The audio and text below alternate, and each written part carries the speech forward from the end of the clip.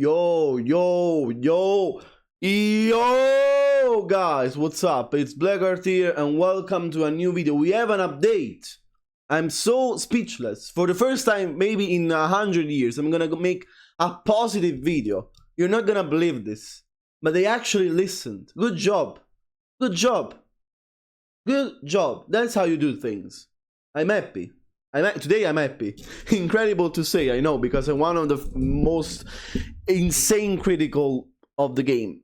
But today I'm gonna say, good job. Good job, Namco. You did a good job. Finally, you made a signal that you listen to the community. So now we're gonna see what they did, and it's really good. So they released the, let's say, an overview of the Season 2 patches and what we're gonna see on the 1st of April. So, you know, it's coming in 3 days. Okay, so basically 2 days. 2 days, because it's gonna be probably at midnight of the 31st. And let's see what they show in this patch. So first of all, expanding. So here we see in Season 1, offensive options utilizing the heat system had become somewhat formulaic, making it difficult for players to express their individual playstyles. Additionally, the advantages for the attacking player during heat state were often too great, leading to one-sided match development, as an issue we acknowledged. Okay, with what in mind, Season 2 introduces a wide range of updates to the battle system, significant adjustments and new moves for each character, based on the following 3 guiding principles. Expanding strategic options with the heat system. Activating heat provides a major advantage, creating opportunity to pressure opponents with mid-low mix-ups. However, characters lacking strong and standing low attacks have been unable to fully capitalize on this advantage. To address this, we made it possible to transition into a crouching state after a successful heat engager by inputting down, giving players more options to apply pressure. And it's something I don't like. I've already said this multiple times. I really wish they reverted this change too, but apparently it's staying. But it creates even more mix-ups, even more pressure, and even more things we didn't like. Additionally, certain cards cannot perform heat smash or heat burst from unique stances, enhancing combo variety and mind games during neutral. For characters who previously had limited tactical options during heat, we introduced the new heat exclusive moves to make their heat state more appealing and dynamic. So basically they buffed heat for some characters. And again, I don't like this philosophy too much, but again, it's a heat-based game, so I guess it's okay. But the real good thing is coming later. So let's see.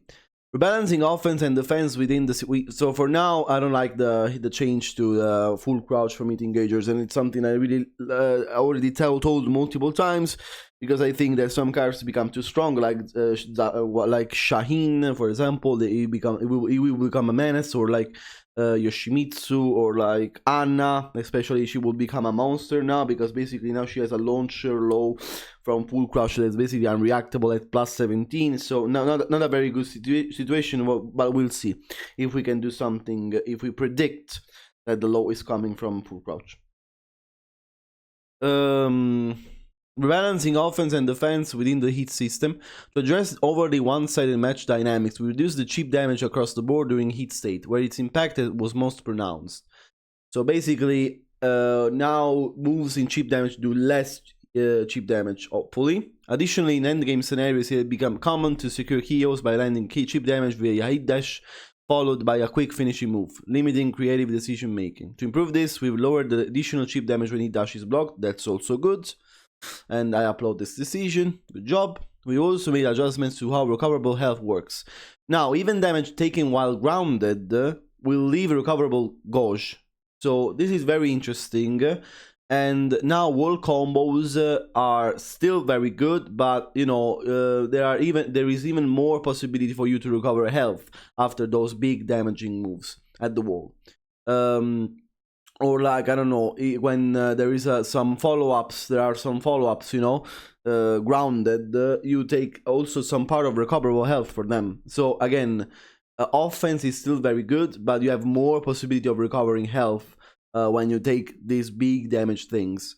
So again, I understand this, but I think there could be some adjustments on the pressure itself rather than the damage you take after the pressure itself. Like, the problem is not about the recoverable health, because you still take damage, not gonna lie. Especially if you're low health, if you get damage, you die. So the problem is not about the recoverable health, the problem is about how offensive these tools are. So maybe rebalancing these things and rebalancing how great these things here are in heat will be better, but we'll see what they do in the patch and we'll see how characters have become now. Let's hope. Let's hope.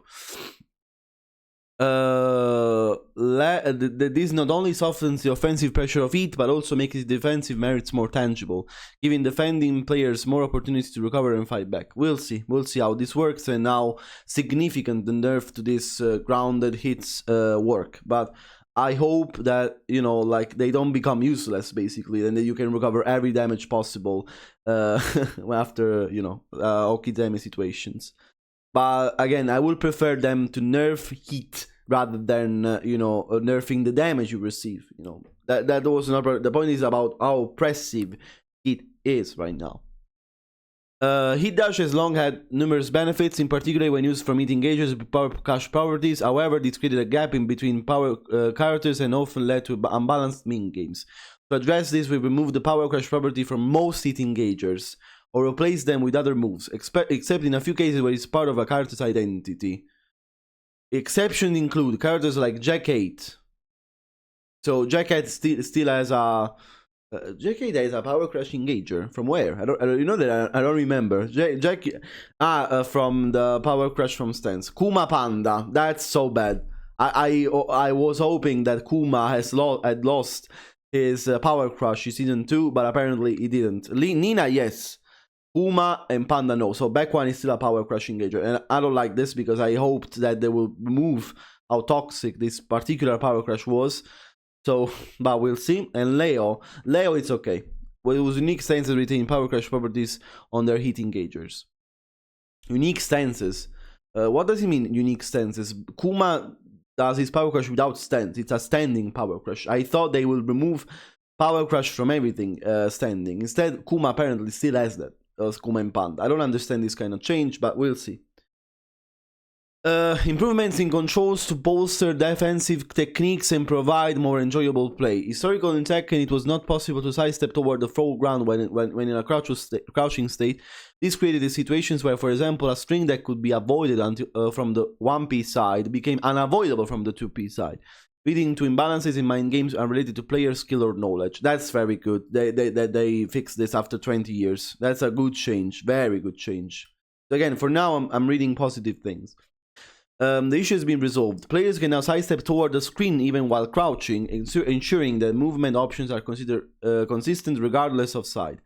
Additional quality of life improvements include input buffering at the start of rounds, allowing players to execute a move that instantly the instant the round begins. Sorry for I'm very sleepy because I woke up not so much ago, so I'm reading like an idiot, but I hope you're understanding. Input buffering for side steps even during recovery or stand states, so player can buffer movement and execute it seamlessly once able to act. So again, they improved how sidestep works and how easy it is to sidestep. And also at the start of rounds, it will become more difficult that, you know, like two players do a move in the same time, but the slower move wins because there is input buffer at the start of rounds. So this situation would be likely gone, and if you do have 13 frames and someone else does a 10 frame at the start of round, you win with a 10 frame. Now, before it wasn't so sure. At the beginning of rounds, even if you did a 14 frame, for example, and the opponent did, I don't know, a 20 frame, sometimes the 20 frame would win with no reasoning because there was no input buffer. But again, I agree with these changes also, very good changes. But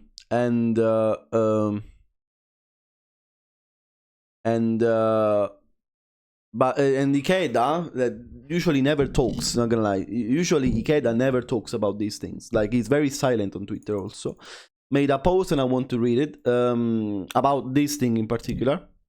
In Season 2, I have spoken in Tekken Talk Live and interview videos about the upcoming defensive improvements. However, I feel like I haven't fully conveyed the details and the significance of these changes. Season 2 introduces major system changes to sidestepping and movement mechanics. You can now sidestep towards the foreground while in crouching state. You can complete the input for a sidewalk using input buffering. So again, that's things we already knew, and it's far easier to sidestep, and it's much more predominant, the sidestepping right now. I would like to explain how these changes will affect matches using some video examples. For example, of course, I fully understand that the effectiveness of these adjustments may vary depending on the factors like the character's size, their sidestep and sidewalk performance, and the axis situation when moves hit or are blocked. There may be also scenarios where a safer and simpler option than sidestepping is available. Please keep in mind that these videos are simply reference examples to demonstrate how the increased sidestep and sidewalk options will contribute to defensive improvements. So again, these acknowledge that of course this doesn't solve anything, everything. Like for example, the character sides like Kuma, Jack still have a trash sidestep. Also, characters that have very bad sidestep, like Yoshimitsu, for example. It maybe for some characters it will be still very difficult to evade or to sidestep certain situations. But overall, what they're aiming to do is making sidestep easier to do and more consistent to do. And that I'm not exactly against this philosophy, because movement is a very big part of Tekken. So making it simpler to use, in order to better punishing players that are very aggressive in this game for how aggressive Heat is good. So at least you can fuck them up more easily. And we have some videos showcasing some examples. For example, Nina does down back 3 into down 4 1 2, and basically this sequence right now is basically unavoidable.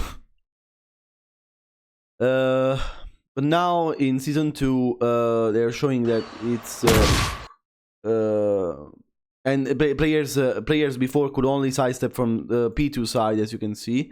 Down 4-1-2 was only sidesteppable for one side, but now in season 2 they're showing that you can do this also from the other side by sidestepping to the right, as you can see that it's Nina's weak side. Again, that's very good. That's very good because you can defend whether less of the first or the second side, and you can defend every time and fuck Nina up. So again, that's good. That's good. I understand this change, and finally they fixed something that was going on in Tekken 7, Tekken 8, in Tekken since 20 years basically. They showed another example with Lydia. The second example features Lydia on the left side after landing her move lane duck. If it scored a counter, it guarantees a follow-up with flash elbow, leading to reactivation. It's a rare move. Okay. However, on normal hit, Nina is left at -4, meaning the opponent in this scenario will usually retaliate with a 13 frame left uppercut as a stable option. In this scenario, when Lydia is on the left side, she can easily evade Steve's left uppercut down for 1 using a sidestep into the background. However, this region changes drastically when she's on the right side, where the sidestep into the background is not an option. So the opposite thing, like she can sidestep a move from the P1 side in season 1, but not from the P2 side. And now she can also sidestep the same thing from P2 side. That's what they're saying basically. They're showing that from one side she can sidestep, from the other side she cannot sidestep. In season 2 instead, she can sidestep stepping to the other side. You see? So again, this thing will change so many things in season 2.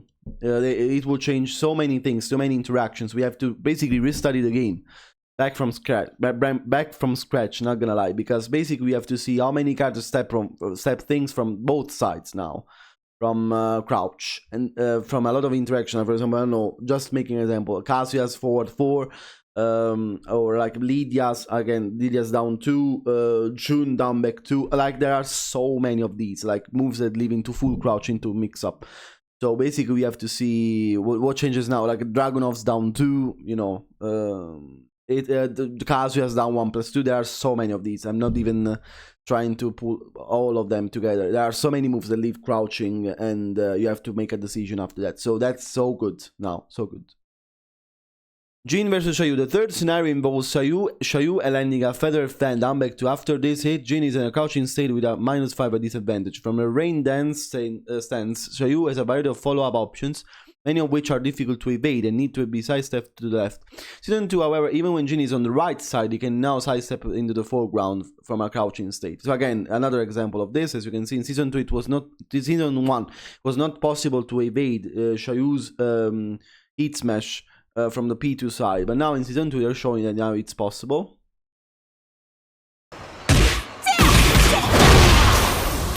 audio is so high. In season 2, as you can see, now it's possible to sidestep from the other direction. You can see. I wanted to see if they nerfed this hit mesh. No, it seems the same. I don't know. Okay, we'll see. Let's see, maybe the damage. I just want. This is my personal. I want to see if they nerfed the heat smash. Maybe. No, as you can see, definitely no. They didn't nerf Shayu's heat smash. Oh my god, it's still a plus 20 heat smash into choice. I hope they nerfed Shayu's hypnotist choices after her heat smash. But the Shayu's heat smash is still there, by the way. Oh my god, that's so obnoxious. They show another scenario with Zafina. The final scenario differs from the previous example, focusing on how sidestepping can create a significant risk for the opponent using multi-hit moves. When an opponent's health is low, uninterruptible multi-hit attacks that mix low and mid or low and high, it's become particularly effective for finishing them off. While using a low parry can be viable, if the opponent times their attack well with your after your Okami, you may be forced to deal with it. A common example of this is Athena Airfreight's Cannon, Downback 4-2, which is often used in scenarios where the opponent tries to chip away the remaining health. When anticipating the opponent will commit to both hits of even knowing that the second hit can be avoided with a left sidestep, Season 1 presented a limitation which hand positioned on the right side, the players couldn't sidestep to the foreground after blocking the initial hit. However, with the introduction of Season 2, players can now sidestep to the foreground directly from a crouching state. This means that regardless of which side they're on, they can effectively evade the second hit. Okay, so basically now you can evade the second hit from both sides. Another example of how this changes. Again, this is very good. This change is amazing because it changes so many situations and it makes the game more fair. But let's see how they balance the characters now, though. We have to see this, how they balance the characters, because from what we've seen, a lot of characters have a lot of broken stuff right now. So we have to see if these changes make the game more healthy, because in theory they do. But if characters have plus a million homing everywhere, what's the point? Like, for example, we've seen in the trailer again, Anna has a +1 homing mid. Zafina now has a +4 homing mid. June has a +6 homing mid. Like, I understand that the movement now is much better. The problem is that it's ineffective when you make so many new moves that are so dumb. You know, they made so many new moves that are so dumb, so dumb. So okay, I understand the reasoning, but what's the point if you make so many homing plus on block tools? What's the point? You know? I sidestep into plus on block homing. Ah! You know, at this point, don't make anything. Okay, now we have the part considering that's what we go to the topic I really wanted to talk about. They listen to the community, and I'm gonna go straight to the point. They removed the chip damage on throw break. Ah, thank you. It was stupid. It was dumb. It was anti-Tekken. When a throw break is successfully performed, the player was grabbed will receive 5 points of recoverable health damage. The following spec will be scrapped in an upcoming patch. So, it was concluded that imposing a disadvantage on the defender for executing a successful throw break will be excessive, as throw breaking is a high skill mechanic that reflects a player practice and proficiency. When a throw break is successfully performed, the player that was grabbed will receive 5 points of recoverable health damage was scrapped. Thank you. Good. That means that they listen to the community sometimes. Okay, I'm positive with this change, and it was stupid. It was dumb. I don't know why anybody would think that it was a good idea. Okay. With these changes we apply as soon as possible. There might be a slight delay following the release of version 2, so we have to deal with this for a while. I think. That's what they're saying. We have to deal with this for a while, but then they removed it. They will remove it. Like, they already said they will remove the thing. Okay? So, on version 2, we have to deal with the throw breaking chip damage, but then they will remove the change after that. So again, that's good. Okay, and let's see what else we see here. Loosening the input weaver for throw breaks using 1+2. Change aims to reduce instances where players fail to break throws despite successfully predicting them, particularly due to the difficulty of executing simultaneous button presence. So they made 1+2 throw breaks even easier to break. I don't know. Again, it's another skill ceiling that gets reduced. I don't particularly like this change because throw breaking was, was something that you had to be, you had to have skill in order to throw break. And now they make throw breaks even easier, especially in 1+2. Again, it's not a change I particularly like, but if it's anything that buff nerfs King in some areas, good. Like if King, that's the positive. No, apart from jokes, I don't know. I don't like this change very much because I think it was a high skill thing to break throws consistently every time. So making them even easier to break on 1+2 input, for example. It's another reduction of Tekken's difficulty over and over and over again. Movement was made easier, throw breaks are made easier. It's clearly something done in order to make more players, to appeal for more players to play the game. Because Tekken has always been a very, very, very, very difficult game. Again, it's not a change I particularly agree with, but we have to deal with this now, and it's okay. Increase recovery for Whiff to normal throws. By increasing the recovery on Whiff by 6 frames, player will have an easier time punishing opponents who miss their throws, especially when using crouches or backdashes to evade. So now normal throws are more risky on Whiff. That's good. When a throw break is successfully performed, the thrower will recover 1 point of recoverable health. When you do something oppressive, again, stupid, but okay, it's 1 point of recoverable health. It's nothing, but again, it's the concept that is wrong. Like, you don't, I think the one who breaks the grab should be rewarded with the recoverable health, not the one who throws you. When a throw break is successfully performed, the thrower will recover 1 point of recoverable health. Like, the opponent, the opponent is, like, skilled to break your grabs, and you reward the one who makes the throw, the one who throws. That doesn't make sense. You should reward the one who defended well, with that throw break, because throw breaks are still hard to do. But no, they have this philosophy that the one who attacks should be rewarded again. It's stupid. So I know it's 1 point of recoverable health, and it's basically nothing, but it's the concept, I think. I don't agree with the concept of it, They didn't show this in the season 2, in the Tekken talk, but I don't agree with this. Again, it's the concept that is wrong, not about the 1 point of recoverable health. But you reward the one who's attacking, you reward the one who's throwing you, instead of rewarding the one who's the 1 point of recoverable health should go to the one who broke the throw, because it's very difficult to do. I don't understand. Again, I don't understand, but at least, again, guys, at least they acknowledge that the change to the throw break was too bad, and so they scrapped it from final release. Thank you. So sometimes they listen. But again, is this enough? Like, it's not the only thing the community complained about watching the Tekken talk. Like, there were a lot of broken things we've seen, like multiple homing plus on block mids or something like this. So we'll see what they do to this. I hope they do a good job. At least they showed a signal that they care about what the community thinks sometimes. So we'll see how this rebalances everything.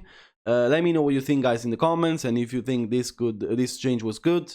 And again, the things they've shown here with the sidestep things are good. The problem was about the things we've seen in the trailer, in the Tekken talk. And we'll see how broken they made characters in Season 2, we'll see. And then we'll judge at this point. At least, they removed a thing that was very stupid. Thank you. Let me know what you think in the comments, guys. Make sure to subscribe to my channel if you like this kind of content. And see you guys very soon again. Bye!